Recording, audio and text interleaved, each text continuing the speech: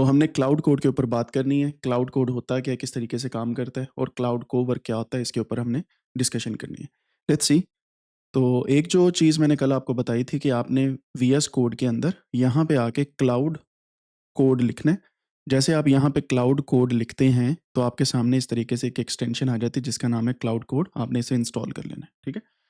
मैं आपको इसको अनइंस्टॉल करके, रीस्टार्ट करके, यहाँ से इंस्टॉल पे क्लिक करके दोबारा दिखाता हूँ। जैसे मैं ये क्लिक कर रहा हूँ, यहाँ पे एक बटन सा आ रहा है चैट जीपीटी के साथ। अगर आप देखें, ये कोडेक्स साइड बार है, ये क्लाउड कोड है, ठीक है? देख रहे हैं आप? ये मेरे पास आ रही है। चैट जीपीटी का मैंने कोडेक्स किया हुआ है, इसके बारे में बाद में बात करेंगे, लेकिन अभी क्लाउड कोड के बारे में बात करेंगे। तो इस तरीके से आपके पास ये यहाँ पे ओपन हो जाता है।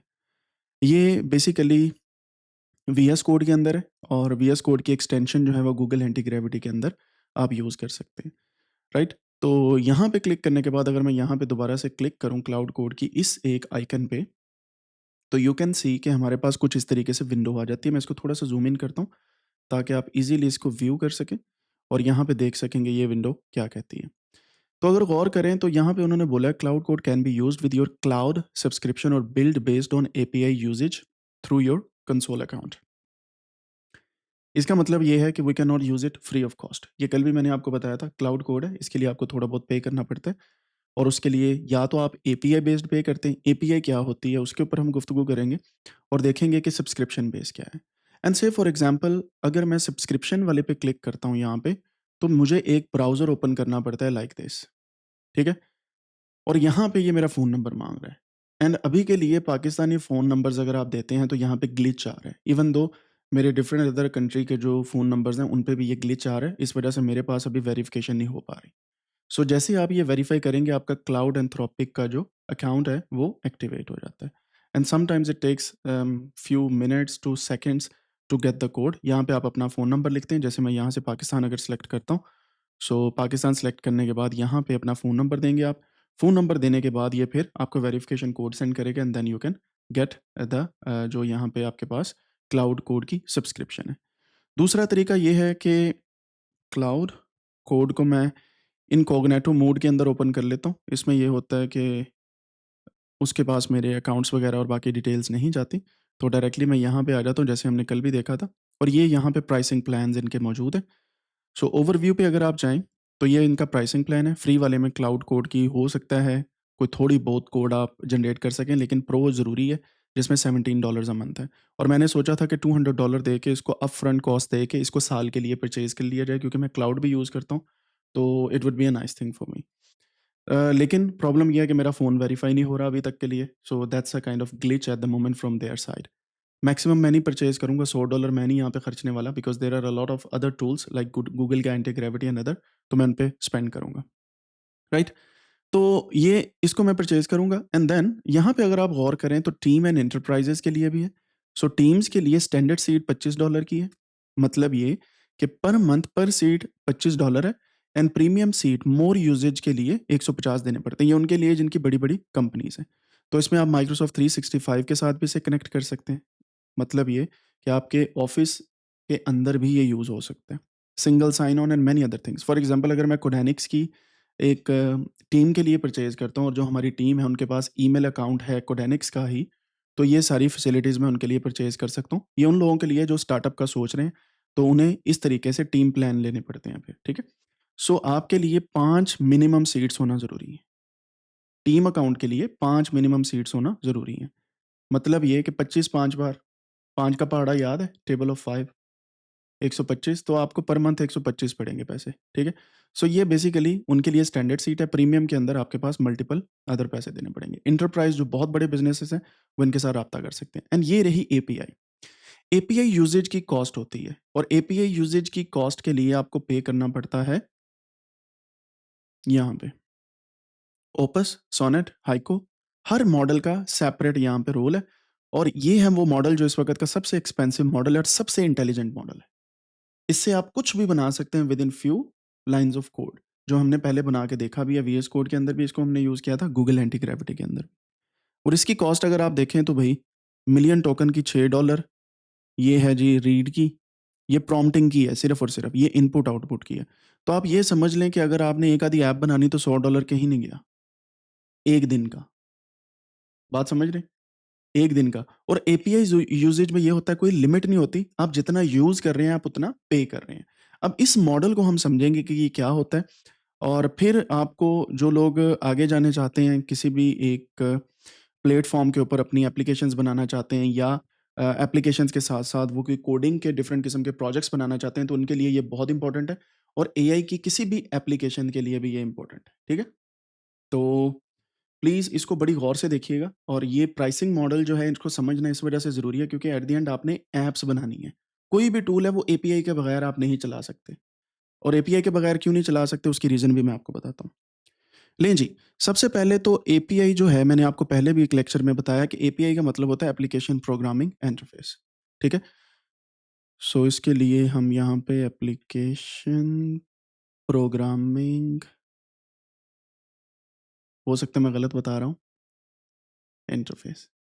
तो नाउ द क्वेश्चन इज़, क्या आपको पता है एपीआई क्या होती है? तो किसी भी कॉन्सेप्ट को क्लियर करने के लिए मैंने साथ ही में ना यहाँ पे एंड टैब ओपन कर लेता हूँ एक और यहाँ पे मैं लिखता रहता हूँ एपीआई, एप्लीकेशन प्रोग्रामिंग इंटरफेस होता है, और इसकी डेफिनेशन मैं यहीं से उठा लेता हूँ ताकि आपको इजीली मैं समझा सकूँ ये क्या चीज़ है, और फिर इस पे हम गुफ्तगू करेंगे और समझेंगे कि ये क्यों ज़रूरी है हमारे जैसे एआई डेवलपर्स के लिए, और आपको कौन सा रूट फॉलो करना चाहिए, ठीक है? सो ये मैं साथ में साइटेशन भी ऑफ कोर्स आ जाती है जब इसको मैं कॉपी करता हूँ, मैंने इसको ऑन किया हुआ है। सो यहाँ पे अगर देखें, N API application programming interface is a set of rules protocols that allow different software applications to communicate, exchange data and use each other's functions. ठीक है? इतनी सी बात आपने याद रखनी है।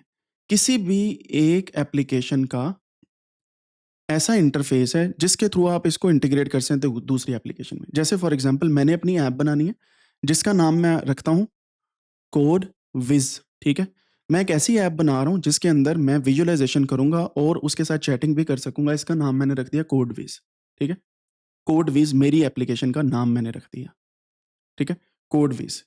अब होता क्या है, इस एप्लीकेशन के अंदर मैं चैटिंग का फंक्शन ऐड करता हूँ कि लोग जो हैं वो अपने डेटा के साथ चैट कर सकें, और इसके साथ वो चैटिंग के थ्रू लार्ज लैंग्वेज मॉडल को यूज़ करके ऑटोमैटिकली चैटिंग के थ्रू ही प्लॉट्स बना सकें, ठीक है?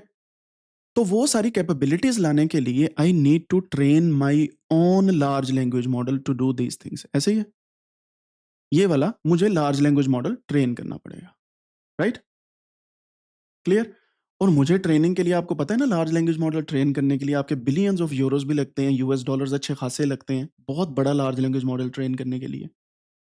तो आप क्या कर सकते हैं, कोडविज़ की मैंने ऐप बनानी, मैंने ये फंक्शनैलिटी लानी है, तो मेरे पास 2 तरीके हैं। पहला तरीका ये है, इसके लिए पहला वे ये है कि या तो मैं कोई लोकल या ऑलरेडी ट्रेंड मॉडल ले आऊँ, ठीक है? ऑलरेडी ट्रेंड का मतलब ये है, एक तो वो बहुत ज़्यादा जो है वो एडवांस नहीं होगा, लेटेस्ट नहीं होगा वो। These are not latest model. Latest नहीं होंगे क्योंकि कोई भी कंपनी आपको अपना लेटेस्ट हथियार या वेपन नहीं पकड़ाती, या ऐसी चीज़ जिससे उन्होंने अर्न करना हो वो नहीं आपको देती, तो वो लेटेस्ट नहीं होगा। उसका कट ऑफ डेट होगी कि फॉर एग्ज़ाम्पल ये वाला मॉडल जो है ये फलाँ दिन तक हमने ट्रेन किया, व्हिच इज़ लाइक अप्रैल 2025, ठीक है? तो एक तो ये लेटेस्ट नहीं होगा, दूसरा आप इसको यूज़ करेंगे ना, तो आपको यूज़ करने के लिए अच्छी खासी कंप्यूटेशन पावर चाहिए होगी, कंप्यूटेशन, ऐसे ही है? क्योंकि मॉडल अगर आपके पास 20 जीबी का है, इस 20 जीबी के मॉडल को रन करने के लिए एक तो स्टोरेज चाहिए, फिर उसको कंप्यूटेशन चाहिए, ठीक है?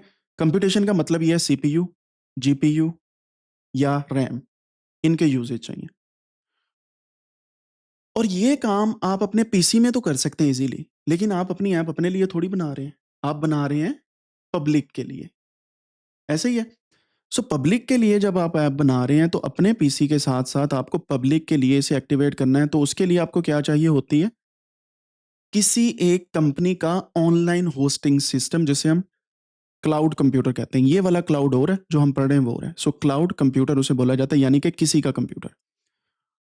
जो डेटा सेंटर्स हैं बड़े-बड़े, अमेज़न का बना हुआ है, गूगल का बना हुआ है, डिफरेंट डेटा सेंटर्स जो हैं, आपको वहाँ पे स्पेस चाहिए होती है उनके कंप्यूटर की। गूगल का हो गया, अमेज़न का एडब्ल्यूएस सर्वर्स हो गए, इस तरीके से। और जितनी हाई कंप्यूटेशन है, उतनी आपकी कॉस्ट ज़्यादा है। ठीक है? कॉस्ट इतनी ज़्यादा होगी कि अगर कोई बहुत स्पीड से चलाता है तो आपको अच्छा खासा पे करना पड़ेगा, क्योंकि आपके सिस्टम में लार्ज लैंग्वेज मॉडल यूज़ हो या ना हो, सिस्टम तो चल रहा है ना। तो ये सिस्टम चलने की कॉस्ट आप पे करते हैं, मॉडल की नहीं। ठीक है? ये सिस्टम समझ आ गया कि किस तरीके से ये आर्किटेक्चर पूरा काम करता है। आपको लार्ज लैंग्वेज मॉडल को इस्तेमाल करने के लिए ऑलरेडी ट्रेन्ड मॉडल को डाउनलोड करके एक सिस्टम में स्टोर करके उसे चलाना पड़ेगा, जिसकी कॉस्ट अच्छी खासी है। ठीक है? दूसरा हमारे पास तरीकाकार ये होता है कि जो बने बनाए ऑलरेडी लेटेस्ट मॉडल हैं, लेटेस्ट मॉडल, ये दूसरा तरीका है। लेटेस्ट मॉडल के आप अकाउंट बनाएं, सब्सक्राइब करें उनको। सब्सक्राइब से मुराद ये है कि उनकी मंथली या वीकली पेमेंट प्लान ले लें, और सब्सक्राइब के बाद आप उन्हें यूज कर सकते हैं यूजिंग एपीआई। एपीआई क्या है? ये एक टोकन होता है, और इन्होंने किसी एक लैंग्वेज के साथ ना लाइब्रेरी बना देते हैं। जैसे फॉर एग्जांपल अगर आपने पाइथन में यूज करनी है इसकी एपीआई, सो पाइथन के लिए इन्होंने आपको कोड दिया होगा कि ये वाली लाइब्रेरी इस्तेमाल करें, और उसका ये कोड है। सो पाइथन कोड प्लस लाइब्रेरी ये आपको दे देते हैं, आप डायरेक्टली उसके थ्रू चलाते हैं। अब मजे की बात बताऊं, यहाँ पे कंप्यूटेशन कॉस्ट कट हो गई है आपकी। ये जो लार्ज लैंग्वेज मॉडल की कंप्यूटेशन थी वो सारी की सारी उनके ही मॉडल पे हो रही है। ठीक है? क्यों? क्योंकि आपने उनकी एपीआई ली। एपीआई का मतलब है, अब देखिएगा यहां पे डेफिनेशन आपको समझ आएगी एपीआई की, कि API is a set of rules and protocols that allow different software. Different software कौन कौन से हैं? एक हमारा सॉफ्टवेयर है, एक उनका सॉफ्टवेयर है। Application to communicate, exchange data and use each other's functions. आगे समझ? यहां पे सिक्योरिटी का इशू होता है एक्सचेंज डेटा पे। अब आप जो भी आपकी वेबसाइट पे कम्युनिकेशन हो रही है, everything is being communicated to that large language model as well. ठीक है? वो जितने मर्जी रूल्स बना लें, at the end some data is going there, क्योंकि आप उनके कंप्यूटर्स यूज कर रहे हो, सारा कुछ उनका है। अगर आप प्लान 1 पे जाते हैं तो आपका डेटा सिक्योर है, क्योंकि आपकी अपनी होस्टिंग के ऊपर डेटा पड़ा हुआ है। ठीक है? सिक्योर है। खैर, इस पे बाद में आते हैं डेटा की तरफ, लेकिन सब्सक्रिप्शन प्लान की आपको समझ आ गई।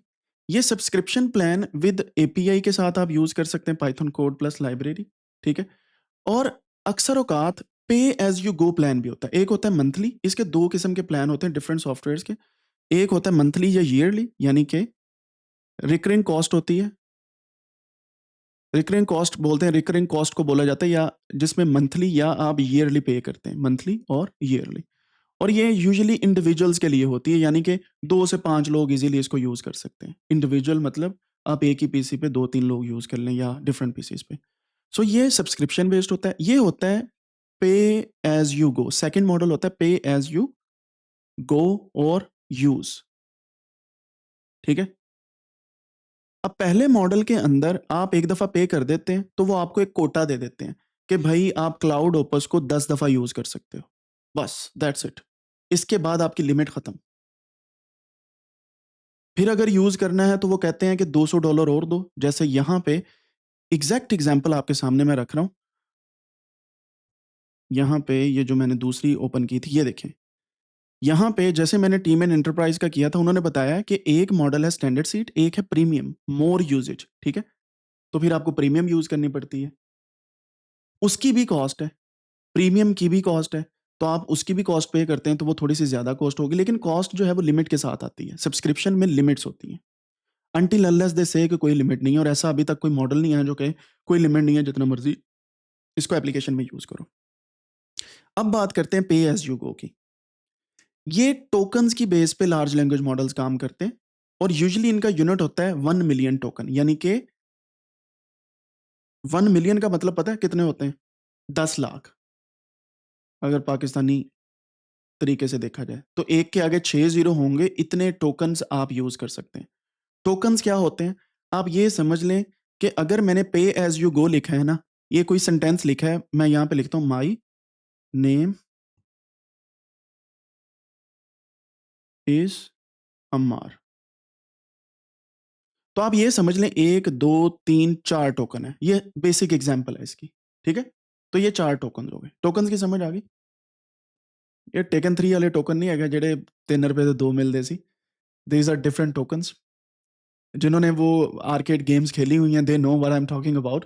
मैंने बहुत खेली, और अब्बा जी ने माशाल्लाह डबल बजाया मुझे, अच्छा खासा बजाया इस कामों पे, गेम में खेलने से।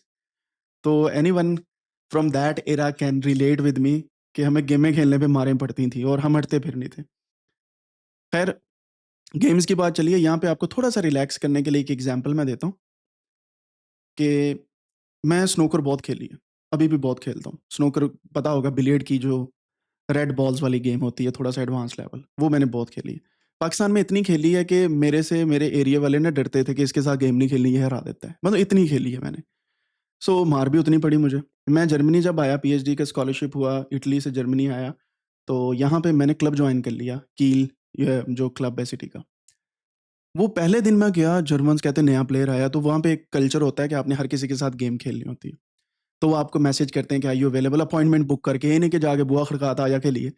तो अपॉइंटमेंट बुक होती है, तो अपॉइंटमेंट बुक हुई, पहले दिन खेली जर्मन्स के साथ। वो एक माशाल्लाह उनका टॉप का प्लेयर, मैंने पहली गेम में उसे मारी, दूसरी मारी, तीसरी, 6-0 का मैच चल पड़ा। तो वो बाकियों को फ़ोन कर के बुला रहा है, यार प्लेयर आया है, इसको लीग में रखते हैं। दूसरे दिन खेली, 2-3 महीने मैंने खेली है, मेरी गेम सेट हो गई, मैंने अपनी क्यू जो स्टिक होती है, अभी भी पड़ी है मेरे पास, ऑर्डर की, तो थाईलैंड से स्टिक मंगवाई, खेलने स्टार्ट हो गई। मैं खेल रहा हूँ जी, गेम में अच्छी खासी मार रहा हूँ, जर्मन सारे मोहम्मद, मोहम्मद चल रहे हैं। अब मोहम्मद थोड़ा-सा बड़ा नाम हो जाता है उनके लिए, मो कहना स्टार्ट कर दिया, एमओ मो। तो लीग खेली पहली सिटी के अंदर, सबसे छोटी लीग होती है लैंडेसलीगा। तो लैंडेसलीगा मैंने खेली, तो वो हम गए अपने रीजन के अंदर, नॉर्थ रीजन में पहली पोज़ीशन हमारी आ गई और मैं टॉप रैंक पे आ गया। फिर कहते हैं जी आप जाएँ अगली लीग के अंदर, फुटबंसलीगा, मैं उसमें चला गया, उसमें भी टॉप पे आ रहे हैं। फिर उबरलीगा में गए, वहाँ पे भी हम टॉप पे आ रहे हैं।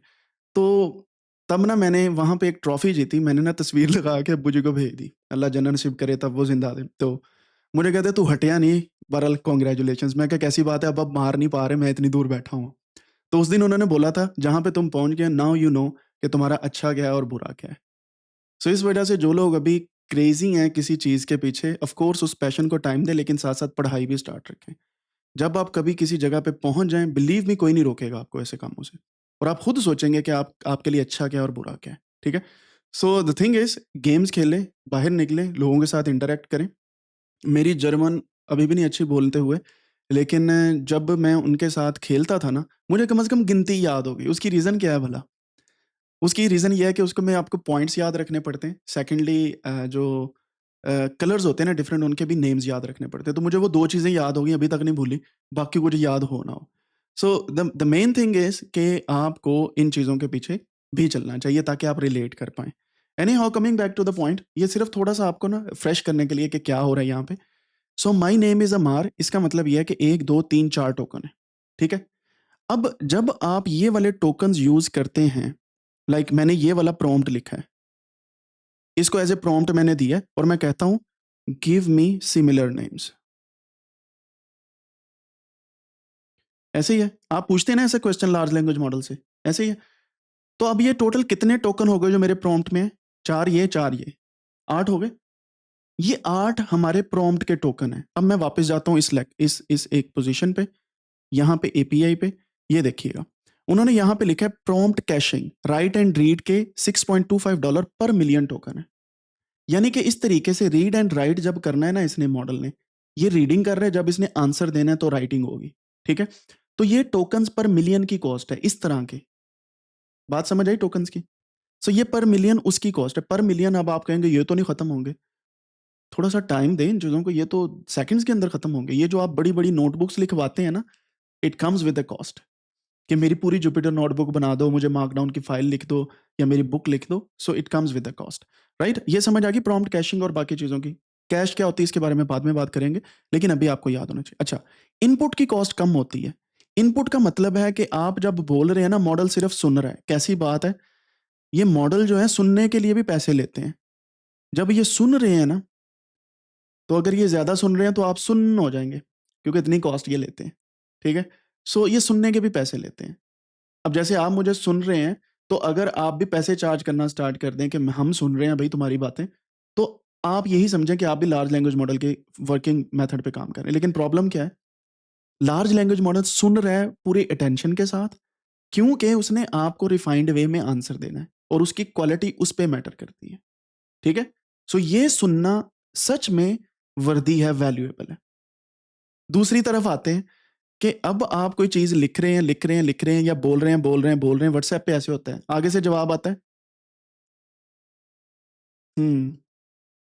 अगर लार्ज लैंग्वेज मॉडल ऐसा करने लग जाए तो क्या होगा? समझ पाए थोड़ी सी बात? So the thing is, large language model सुनने के पैसे इसी वजह से चार्ज कर रहे हैं, $5 पर मिलियन टोकन, क्योंकि उन्होंने जो आउटपुट देनी है वो उस पर डिपेंडेंट होनी है। और अगर वो अच्छी आउटपुट नहीं देगा, आप किसी और लार्ज लैंग्वेज मॉडल के पास चले जाएंगे, सिंपल। तो यही सोचें, इनपुट की इतनी है और आउटपुट क्या है? ये है जो आपको वो जनरेट करके दे रहा है। सो सुनने के बाद जनरेशन, जनरेटिव एआई के लेक्चर आपने याद करने हैं, जेन एआई के थ्रू ये जनरेशन कर रहा है, यानी कि न्यू चीज बना रहा है, which is kind of novel. और उसने वो बनानी है जो उसने सीखा हुआ है उसकी बेस पे। ठीक है?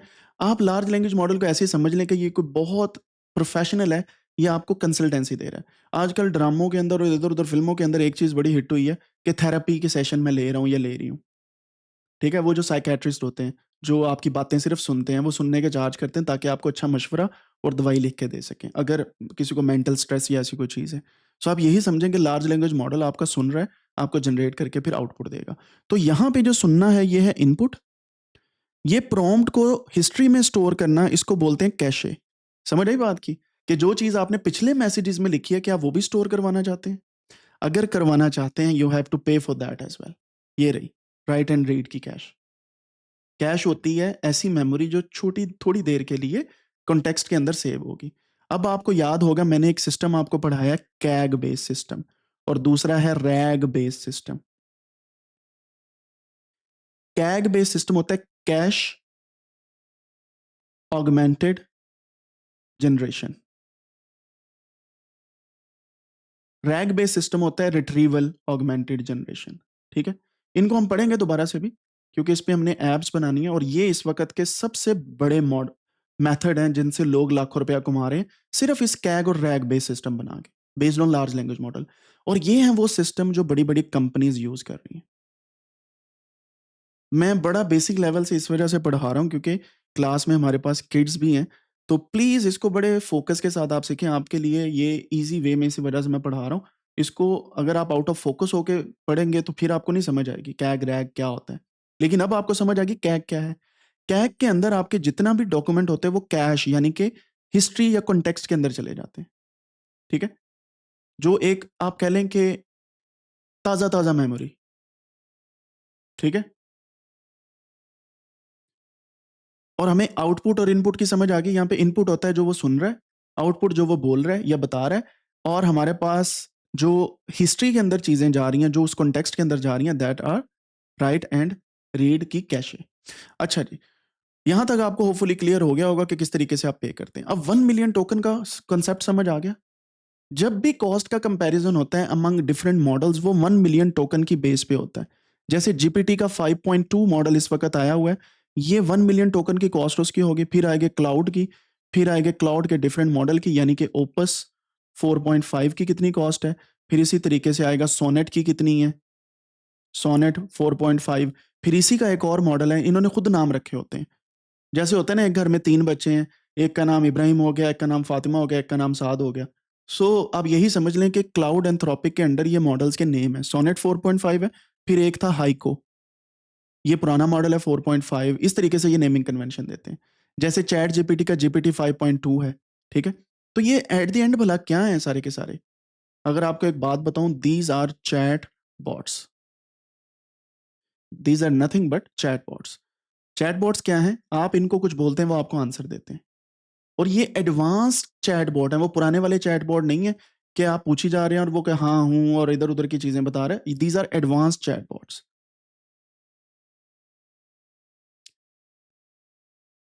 Advance chatbots. अब एडवांस चैटबॉट्स जो है वो नॉर्मल चैटबॉट से कैसे डिफरेंट है? क्योंकि ये सुन भी अच्छे तरीके से रहे हैं, इनको ट्रेन ज्यादा किया गया है। ट्रेन ज्यादा किया गया है ज्यादा डेटा पे। मिसाल दूं आपको, जो पुराने चैटबॉट थे वो 5th क्लास पढ़े हुए थे सिर्फ, क्वालिफिकेशन लेवल पे। They know less about the education. ये जो हैं ये पीएचडी क्या, अब वाले जो मॉडल हैं वो कहते हैं कि ये 15-15 या 100+ प्रोफेसर्स के नॉलेज के इक्वल हैं ये। ठीक है? 100+ प्रोफेसर्स के नॉलेज, ये बेसिकली डिफरेंट किस्म के बेंच मार्किंग है, मैं उस पर नहीं अभी जा रहा। लेकिन अभी सिर्फ आपको इतना बताऊं कि एक बंदा अगर पीएचडी करके आपके पास बैठा आपको पढ़ा रहा है, लाइक मी और समवन एल्स, तो उस जैसे 100+ लोग होंगे, इतना नॉलेज इनके पास है। इतना नॉलेज इनके पास है। कुछ मॉडल इस नॉलेज को अच्छा एक्सप्रेस करते हैं as compared to fifth class grader या पीएचडी प्रोफेसर या कुछ भी। कुछ मॉडल इसको गलत तरीके से इंटरप्रेट करते हैं और इनकी करेक्शन की बेस पे ही ये मॉडल ऊपर आते हैं और इन्हीं करेक्शन की बेस पे ये अच्छा चलते हैं। ठीक है, बात समझ आ गई? अब ये तो लार्ज लैंग्वेज मॉडल की मैंने आपको सिंपल एग्जांपल दी जिसमें चैटबॉट आ गए। अब यहां पे ना इन्हीं मॉडल्स के अंदर पहले एरर के चांसेस जो थे ना, एरर के चांसेस वो 50-50 थे, यानी कि 50% बात ठीक थी, 50% गलत होती थी स्टार्ट स्टार्ट में। ठीक है, और ये गलत बात को ऐसे बढ़ा चढ़ा के बताते थे कि बंदे को लगता था यार ये तो ठीक कह रहा है, ठीक लगती थी सारी बातें। ठीक है, अब क्या हुआ है, ये जो 50% गलत बात को अच्छे तरीके से बताना है, इस टर्मिनोलॉजी को बोलते हैं हेल्यूसिनेशन। हेल्यूसिनेट करते थे मॉडल, जो बात का नहीं पता उसको भी अच्छी वोकैबुलरी में ढाल के आपको बताते थे, यानी कि गलत बताते थे। ठीक है, ये 50% हेल्यूसिनेशन से ये कम हो के हेल्यूसिनेशन इस वक्त तकरीबन 20 से 30% तक चली गई है डिफरेंट मॉडल। और कुछ लोग ये भी कहते हैं और इसकी एबिलिटीज को यानी एरर के चांसेस को आप 5 से 10 पे भी ला सकते हैं if you use those techniques जो मैंने कैग एंड रैग की बताई हैं। ठीक है, लेकिन इसमें हम बाद में आते हैं, अभी मैं आपको बताता हूं ये जो हेल्यूसिनेशन कम करना है ना, इसके लिए एक मेथड यूज हो रहा है जिसको बोलते हैं thinking in large language model. Thinking, thinking क्या होती है? वो एक कहावत याद है ना, थिंक बिफोर यू स्पीक।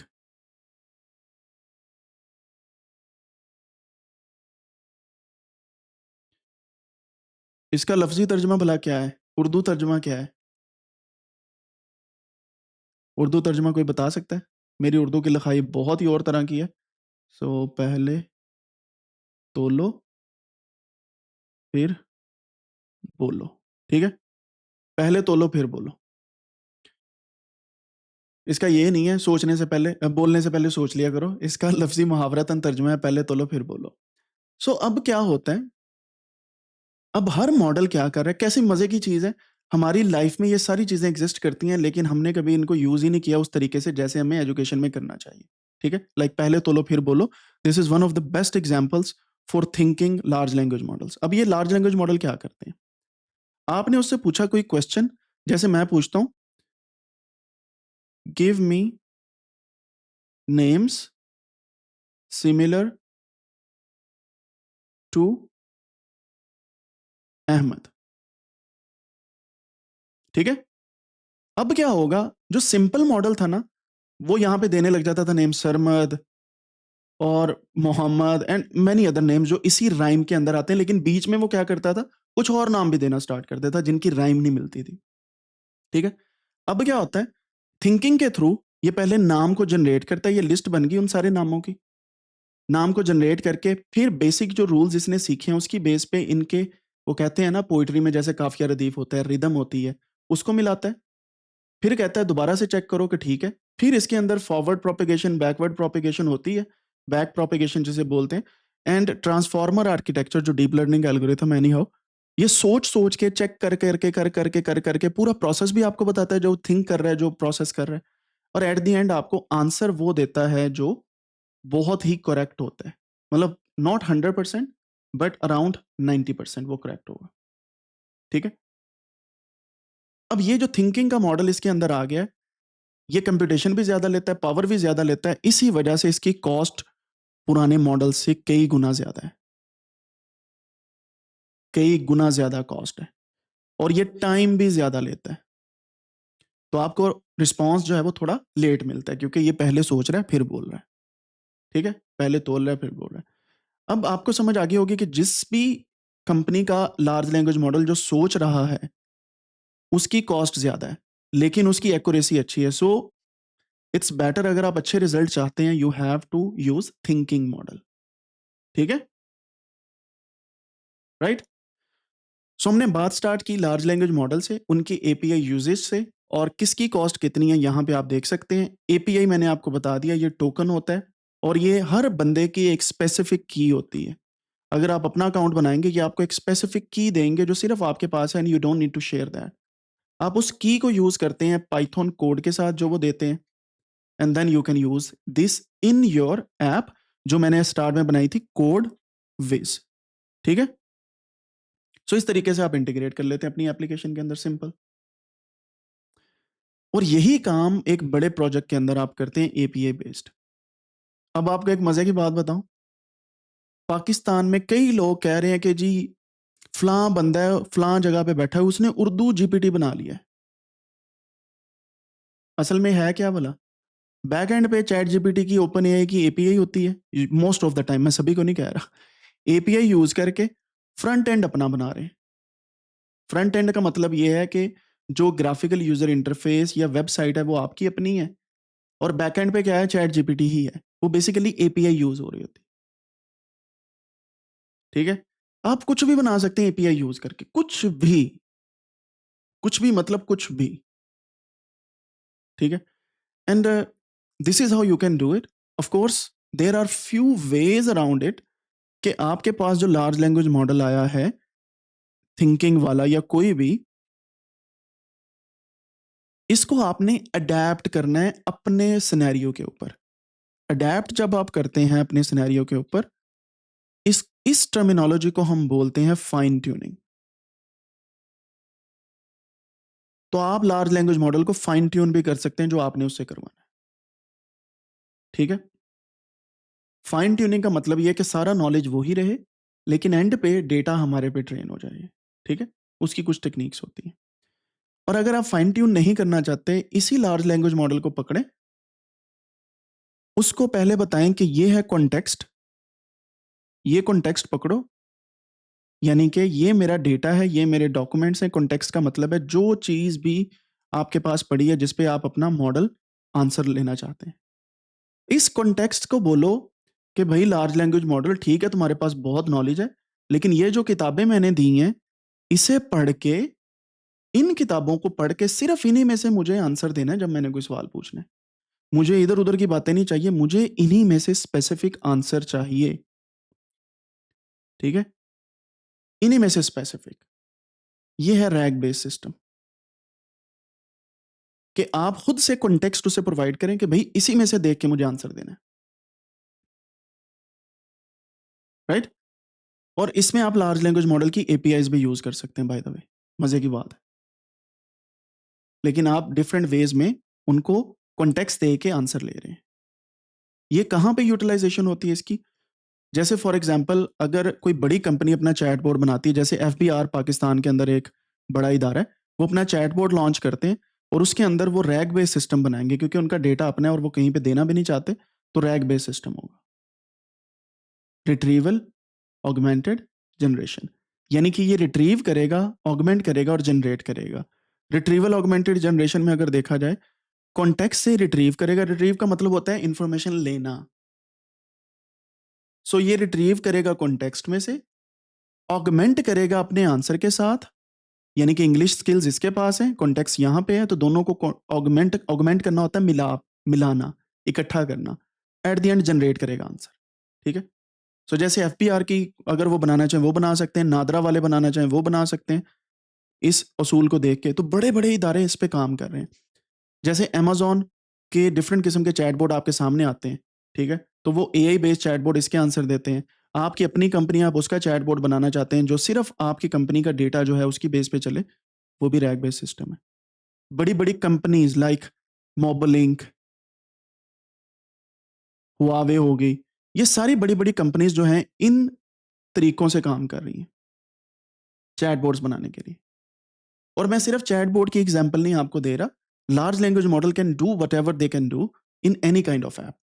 यही काम इमेज जनरेशन पे भी चल सकता है, यही काम वीडियो पे भी चल सकता है, लेकिन इमेज में और भी ज्यादा। अच्छा, तीन बड़े लेवल आप देख लें, टेक्स्ट पे सबसे कम लगती है कॉस्ट, इमेज पे उससे ज्यादा, वीडियो पे उससे भी ज्यादा। सो ये आप पे डिपेंड करता है आपने कितनी कॉस्ट और कौन सा मॉडल लेना है। अब आपको पूरा सिनेरियो समझ आ गया कि how can we use a large language model in different kind of app development और प्रोजेक्ट डेवलपमेंट। ठीक है, इज दैट फाइन? अब अगर आपने कुछ भी बनाना है, एपीआई कम्स विद कॉस्ट। ठीक है? सो ये नहीं होगा कि फ्री में आपको किसी चीज़ की एपीआई के क्रेडिट्स मिल जाएँ। अक्सर औक़ात चैट जीपीटी वाले स्टार्ट में देते थे। तो अब जो है वो थोड़ा-सा उन्होंने काम जो है वो ख़त्म कर दिया। पहले $5 आपको देते थे या $10 कि आप चेक करके देखें एपीआई को, 5 से $10 देते थे। तो ये डॉलर कैसे खर्चे जाएँगे? मिलियन टोकन्स की बेस पे। अच्छा, API comes with a cost and every model has different cost. Her model की ना कॉस्ट भी डिफरेंट है, ठीक है? अब आपको कैसे पता चलेगी कौन से मॉडल कितनी कॉस्ट कर रहा है? यहाँ पे ये मैंने आपको दिखाया था और मैं यहाँ पे जाता हूँ, मैं यहाँ पे लिखता हूँ open AI model API cost, chat GPT आपको बताता हूँ, ये देखिए एपीआई प्राइसिंग हर पेज पे दी होती है। तो ये रही जी प्राइसिंग, चेक करें। The best model for coding and agent task across industries, check करें जी कितनी कॉस्ट है,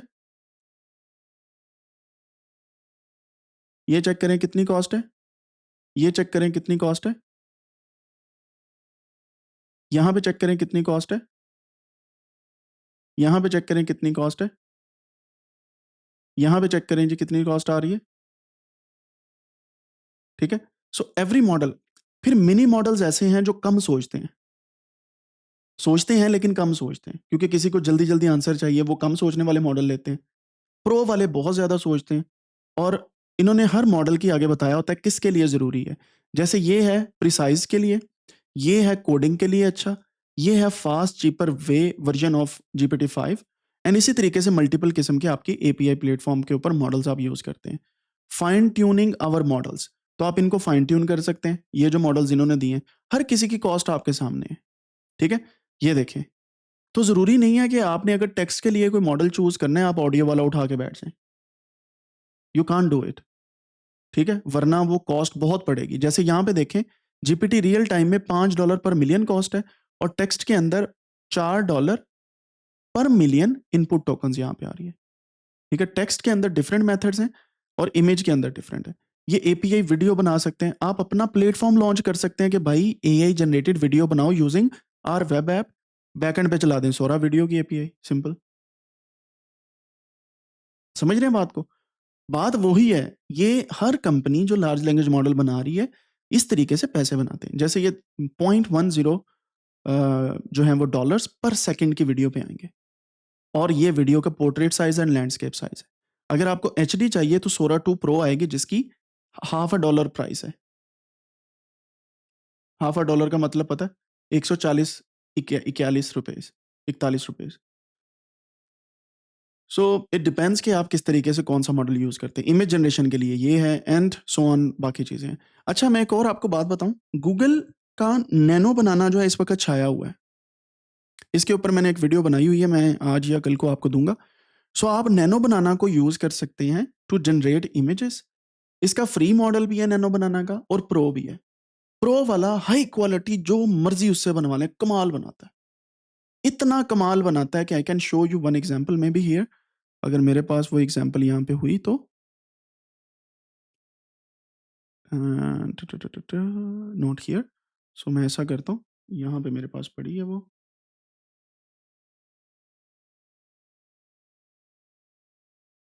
ये मैंने चैट जीपीटी से बनवाई थी इमेज, जो सिल्वर का मेरी जो सिल्वर पे थंबनेल मैं बनाई थी। ये चेक करें, ये वैसे एक डिज़ाइनर कोई डिज़ाइन कर सकता है ऐसी इतनी आसानी से with in few seconds? Possible नहीं है। सो ये चैट जीपीटी का प्रो वर्ज़न है, उससे मैंने बनाई है इमेज जनरेशन और नैनो बनाना वाली 1-2 मेरे पास पड़ी हैं। Let me just find it out. ये चेक कीजिए।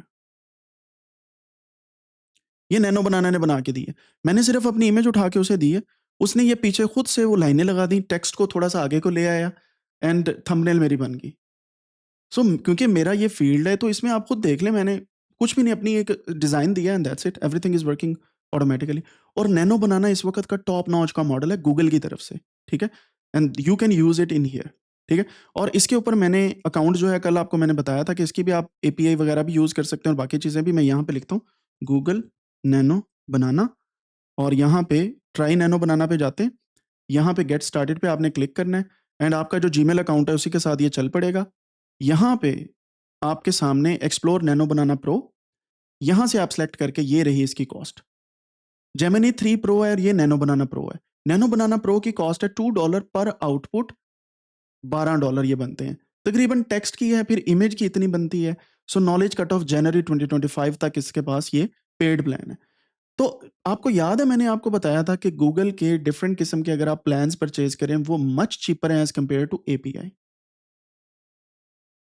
जैसे मैंने आपको एग्जांपल्स दी थी, मैं यहाँ पे दोबारा से उसे ओपन कर लेता हूँ just to give you an idea, ताकि आपको समझ आए। ये वाले प्लान याद है, मैंने आपको बोला था आप ये वाले परचेज कर लें। जैसे एआई प्रो का प्लान है, इसमें नैनो बनाना प्रो भी आप यूज कर सकते हैं, और गूगल एंटी ग्रेविटी भी, नोटबुक एलएम भी। गूगल के जितने भी मॉडल्स आप यूज कर सकते हैं यहाँ पे। पहला महीना फ्री है, बाद में 5600 रुपये है, which is much cheaper than cloud Anthropic. और आपके पास यही नहीं, और भी काफी ज्यादा प्लान मौजूद हैं, like this one. Premium plan ये वाला 21,000 पर ईयर है, और यहाँ पे आपके पास VO3 भी है, और आपके पास ये देखें ये एक्सेस भी है, यहाँ पे ये वाली एक्सेस भी है, गूगल फोटोज भी है, मंथली ए क्रेडिट्स भी हैं, जेमिनी डॉक्स भी हैं, and many other AI credits as well. So I mean it's totally up to you कि आप किस तरीके से यूटिलाइज करना चाहते हैं। अगर आप चाहें तो इसकी API परचेज करके इसको अपनी ऐप में इंटीग्रेट कर दें, किसी को नहीं पता चलेगा नैनो बनाना चल रहा है, until unless you tell them. सो कहने का क्या मकसद है यहाँ पे, जो मेन सिंपल पॉइंट जिसकी तरफ मैं आपको लाना चाह रहा हूँ, दैट इज कि API can do many things at the back and. Back and का मतलब है कि बैक जो पीछे कोड चल रहा है वो API के थ्रू बना लें। फ्रंट एंड पे ज्यादा फोकस करके अपनी एप्स अगर आप बनाते हैं, that can work even better. मजे की बात बताऊं, आप अपनी ऐप के अंदर अगर अपना बनाया हुआ लार्ज लैंग्वेज मॉडल यूज करेंगे, वो तो 6 महीने बाद पुराना हो जाना है, जितनी तेज से AI बढ़ रही है। तो यहाँ पे क्या होना है, API के पीछे आपने सिर्फ मॉडल नेम चेंज करना है, everything will work fine. So consistent रहेगी आपकी app, right? Now you can actually understand APIs are very important. हर एक टूल की API होती है, जो लार्ज लैंग्वेज मॉडल है वो API के साथ आता है। API क्या है, अकाउंट बना के आपको एक टोकन देते हैं और तरीका बताते हैं कैसे यूज करना है। उसी कोड को आप उठा के अपनी ऐप में रखते हैं बैकएंड पे, और आप उसके ऊपर एप्लीकेशन डेवलप कर लेते हैं। वन पॉइंट जो बहुत इंपॉर्टेंट है, किसी के साथ API की शेयर नहीं करनी। वजह बताऊं, खुदा ना खास्ता। पहली बात तो चलो बात करते हैं पैसों की, कि जैसे ही वो लोग यूज करते जाएंगे तो क्या होगा, बैलेंस आपका कटता जाएगा, बिल आपको आएगा, ठीक है। और कुछ जो वाइब कोडर्स है ना, जो सीखे बिना आगे आ जाते हैं, बेसिक्स की बात की जाए, उन्होंने गिटहब पे अपनी APIs भी डाली हुई हैं। And there is a programmer, coding agent है, वो क्या करता है, गिटहब की रेपोज जो पब्लिक है ना, उनमें से API एक्सट्रैक्ट करते हैं। And there are many geeks out there जो लोगों की अपलोड की हुई APIs को यूज कर लेते हैं। सो वाइब कोडिंग जरूर करें, लेकिन API की को पुश नहीं करते। उसको आप स्टोर करते हैं अपने सिस्टम के अंदर, या हाइड करते हैं गिटहब पे, फिर यूज करते हैं, ठीक है। या कोई भी ऐप बनाएं, आप फ्री में बना रहे हैं तो लोगों को कहें अपनी API लाएं, यहाँ पे अटैच करें और इसको यूज कर लें, ठीक है। दूसरी बात, आपका अकाउंट आप इंफॉर्मेशन देते हैं, सबसे बड़ी बात आपका क्रेडिट कार्ड या डेबिट कार्ड लगता है उसके साथ, डेबिट कार्ड, ठीक है। इसका मतलब पता है क्या है, आपका नाम, जगह, location, each and everything is being tracked. तो अगर कोई ऐसी गलत चीज बना रहा है जो दुनिया में क्रिमिनल जो है उसकी, मैं क्या बोलूं उसके लिए, अब एक क्राइम है बेसिकली, मैं जुर्म कह देता हूँ, आप तो फंस गए ना। सो कभी भी अपनी API की, मैं कहूंगा कि अपने किसी दोस्त के साथ भी शेयर ना करें। This is very personal. आप यही समझ लें कि आपका दोस्त आपका फोन लेके किसी ऐसे बंदे को कॉल कर रहा है जो क्राइम कर सकता है और आपका नाम आ जाना है, बस ये समझें। API की is the most private thing at the moment. क्यों? क्योंकि GPT के ऊपर सबसे बड़ी लेजिस्लेशन ये होने वाली है कि इससे कोई नेगेटिव चीज ना बनाई जा सके।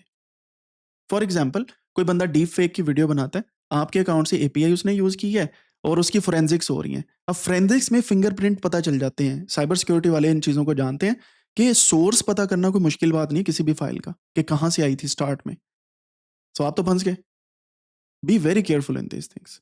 एक स्टडी है अमेरिका की बहुत बड़ी, उन्होंने लार्ज लैंग्वेज मॉडल को यूज किया टू क्रिएट ड्रग्स। ड्रग्स होती हैं मेडिसिन बेसिकली, हम हमारे यहाँ ड्रग्स का मतलब हो रहा है, लेकिन मेडिसिन को ड्रग बोला जाता है।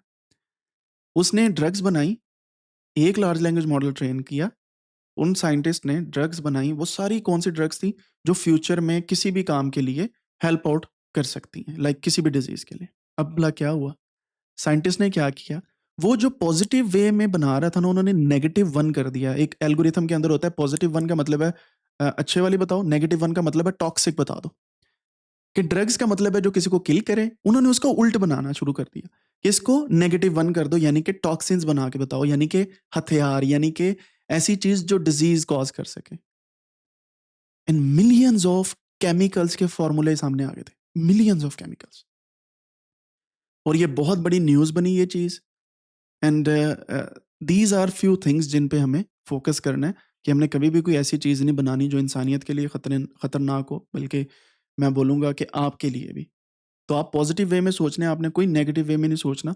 और यही एक साइंटिस्ट या डेटा साइंटिस्ट या एनालिस्ट या एआई डेवलपर का काम है कि आपने एथिक्स को मेंटेन रखना है। ऐप बना के छोड़ नहीं देना कि चलें जी यूज़ करें। You have to be careful. इसी वजह से चैट जीपीटी वाले सबसे पहले आपको कहते हैं लॉगिन बनाओ। क्यों कहते हैं? उसकी रीज़न ये है कि दे कैन ट्रैक यू, क्योंकि उनसे अगर कोई पूछता है कि भाई चैट जीपीटी वालों, इस बंदे ने यहाँ से ये प्रॉम्प्ट के थ्रू ये इन्फॉर्मेशन ली है, इसकी इन्फॉर्मेशन दो, आपके पास इन्फॉर्मेशन नहीं होगी आप क्या करेंगे? इस वजह से सब्सक्रिप्शन बेस्ड ऐप्स आगे जा रही हैं और यही रीज़न है कि आपका डेटा इंपॉर्टेंट है, ठीक है? डेट ऑफ बर्थ, नेम और ये सारी चीज़ें। So be very careful whenever you make anything regarding it. कोई भी लार्ज लैंग्वेज मॉडल के साथ ऐप बनाते हैं, be careful about these things. Ethics पे फोकस करके चलना है और अपने आप को बचा के चलना है। ठीक है? अपनी एपीआई बना के ये नहीं कहना कि चलो इंसानियत की खिदमत हो जाए भाई, यू डोंट नो ऐसे भी लोग मौजूद हैं। और पाकिस्तान में छोड़ बातें दें। हम लोगों का पॉजिटिव वे पे दिमाग चले ना चले, नेगेटिव पे थोड़ा ज़्यादा चलता है। So think about it when you are developing something, right?